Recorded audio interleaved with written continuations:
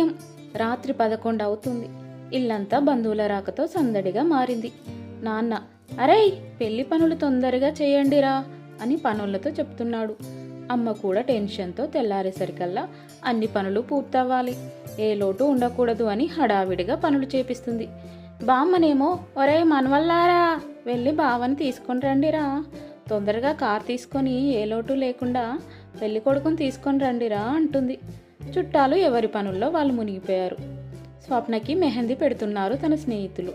స్వప్న వాళ్ళ అమ్మ వచ్చి, స్వప్న నువ్వు మెహందీ పెట్టించుకోవడం అయిపోయాక గదిలోకి వెళ్ళి నిద్రపో తల్లి, రేపు నీ పెళ్ళి కదా, నువ్వు అందంగా కనిపించాలి అంటుంది. స్వప్న సరే అని మెహందీ పెట్టుకున్నాక గదిలోకి వెళ్ళి తలుపు పెట్టింది. వచ్చి బెడ్పై కూర్చొని ఏడవడం మొదలుపెట్టింది.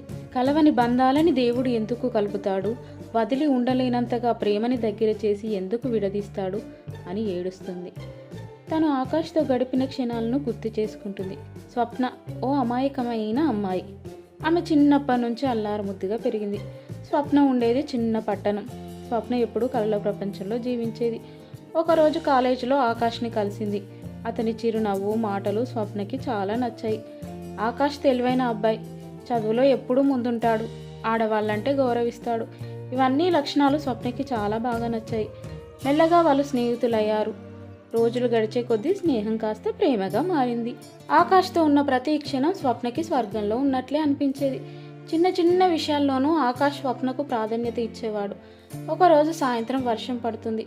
స్వప్న, ఆకాష్ కొద్దిసేపు మాట్లాడుకొని ఆ వర్షం సాక్షిగా ఒకరి కళ్ళలోకి ఒకరు చూసుకుంటూ హృదయపూర్వకంగా ఒకరి ప్రేమను ఒకరికి చెప్పుకున్నారు. కొన్ని రోజులకు స్వప్న, ఆకాష్ల విషయం వాళ్ళ ఇంట్లో తెలిసిపోయింది. స్వప్న తల్లిదండ్రులు స్వప్న విషయంలో చాలా కఠినంగా వ్యవహరించారు. తను మన కులం కాదు, మన స్థాయి కాదు, మీ ప్రేమను మేము అంగీకరించము అని తేల్చి చెప్పేశారు. అటు ఆకాష్ పరిస్థితి అంతే. కానీ ప్రేమకి వేవి అడ్డు కావు అని ఆకాష్, స్వప్న బలంగా నమ్ముతారు. కొన్ని రోజులకు ఆకాష్ కుటుంబం అతనిపై ఒత్తిడి తేవడం ప్రారంభించింది.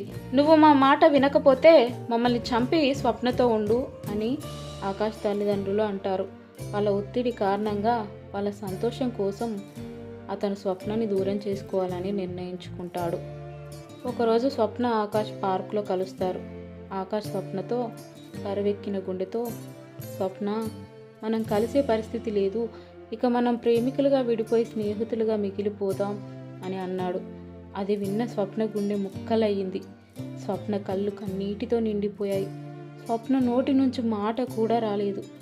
ఇదేనా మన ప్రేమ అని ఏడ్చుకుంటూ అక్కడి నుంచి వెళ్ళిపోయింది.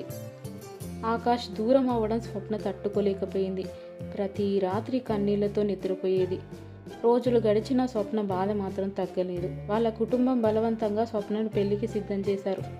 ఇదంతా తలుచుకొని స్వప్న భవిష్యత్తును ఊహించలేక తన జీవితాన్ని అంతం చేసుకోవాలనుకుంది. కానీ ఆఖరి నిమిషంలో ఆమెకు ఆకాష్ మాటలు గుర్తుకొచ్చాయి. నువ్వు నా జీవితంలో అత్యంత అందమైన భాగం, మన శరీరాలు వేరైనా మన మనసులు ఎప్పుడూ కలిసే ఉంటాయి, మనం ఈ బాధని అధిగమించాలి అని ఆకాష్ అన్న మాటలు గుర్తు చేసుకొని తన ఆలోచన మార్చుకుంది. స్వప్న తన బాధను బలం చేసుకోవాలనుకుంది. కొత్త జీవితాన్ని ప్రారంభించాలి అనుకుంది. ఆకాష్ కూడా స్వప్నని మర్చిపోలేకపోతున్నాడు. కొన్ని సంవత్సరాల తర్వాత ఒకరోజు అనుకోకుండా స్వప్న, ఆకాష్ కలిశారు. స్వప్న ఆనందంగా ఉన్నట్లు ఆకాష్కి అనిపించింది. ఆకాష్ స్వప్న ముందుకు వచ్చి, ఎలా ఉన్నావు స్వప్న, అంతా బాగానే ఉందా అని అడిగాడు.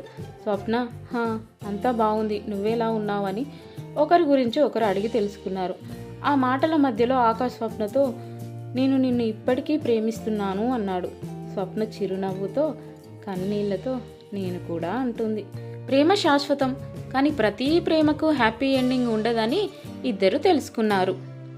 చివరగా నేను చెప్పేది ఏంటంటే, ఎన్నో ప్రేమ జంటలు ప్రాణంగా ప్రేమించుకొని అమ్మ నాన్న కారణంగానో లేదా వేరే పరిస్థితుల కారణంగానో విడిపోయి వేరే పెళ్ళిళ్ళు చేసుకొని జీవితాన్ని గడుపుతున్నారు.